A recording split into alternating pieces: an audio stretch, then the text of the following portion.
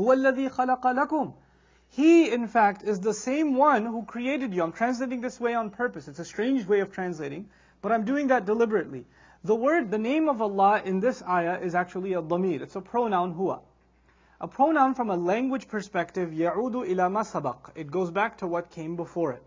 In other words, Allah is saying the same one who had created you before, and you didn't even have this body, and He put you to sleep. Then He put you inside of your mother's. Then the one who gives you life in this world and will give you death again. That same one is the one خَلَقَ لَكُمْ مَا فِي الْأَرْضِ جَمِيعًا. He's the same one who created for you whatever's in the earth, all together, all of it.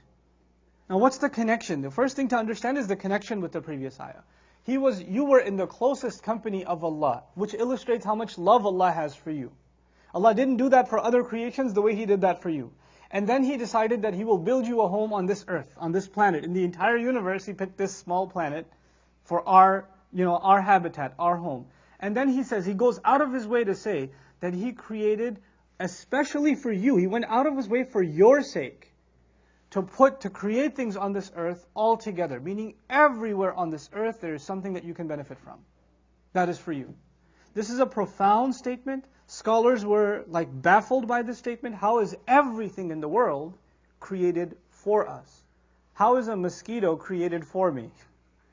Atheists ask this question, right? Well, how are cockroaches created for me? Explain that one to me.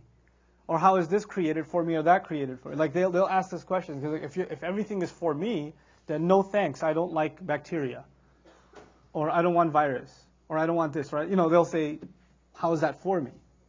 The response to that is actually, you have to take a step back and take a deeper look at what Allah Azza wa Jalla is saying.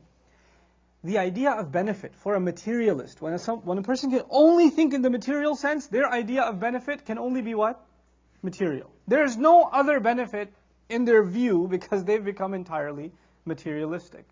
ذَلِكَ مَبْلَغُهُم مِّنَ الْعِلْمِ وَلَمْ يُرِدْ إِلَّا الْحَيَاةَ الدُّنْيَا ذَلِكَ مَبْلَغُهُم مِّنَ الْعِلْمِ. He didn't want anything but worldly life. That's the extent of their knowledge. That's as far as they can think. So when they think of anything in the world, they say, how does this physically benefit me? How does this in in consumption, in my wealth, in my status, in my security, how is this material good for me? That's the only way they can think of benefit. And that's the tragedy of a human being who forgets that he's not just made of a body, but he's also made of a ruh. And there's a benefit to the body, and there's also a benefit to the ruh. What Allah created on this earth, so much of it is a benefit to our body, and so much of it is a benefit to our ruh. There are things on this earth that terrify us. Alligators are terrifying. Snakes cobras are terrifying. These things, when they have their fangs out, are they'll petrify you just out of fear, And these things are a reminder to a believer, if Allah can create this kind of fear on the earth, if I disobey Him, what kind of fear can He create in the akhirah? What kind of punishment can He make in the akhirah? You understand?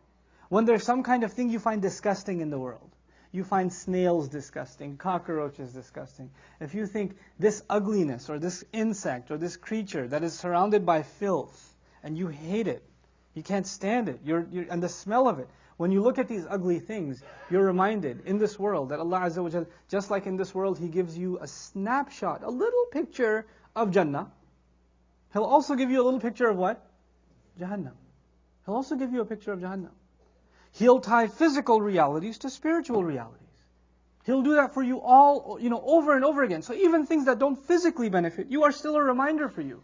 إِنَّ فِي ذَلِكَ لَتَذْكِرَةً لَذِكْرَةً. It is a powerful reminder in this for you, in that for you, and that for you. And by the way, a reminder is always something of benefit. فَذَكِّرْ إِنَّ نَفَعَتِ الذِّكْرَى.